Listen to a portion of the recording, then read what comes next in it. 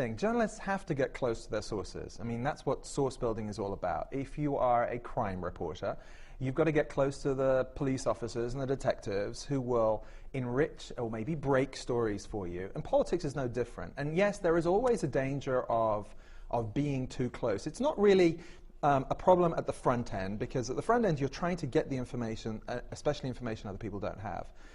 What matters is what happens at the back end of it. So again, how you write it and what you do. And my job, I thought, was not to build him up or to tear him down. It was to probe him and test him.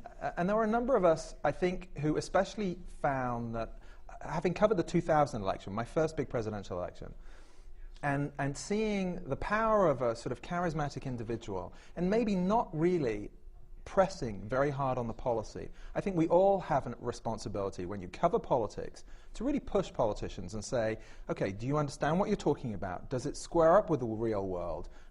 What happens when events change? Are you flexible? And to look for to test them in a way that maybe doesn't happen in a press conference because it's one question or another. Again, if you're going to have time with these people, you can ask multiple questions, and you can come back over time to re-ask those questions, whether it's about them or their policies or politics in general.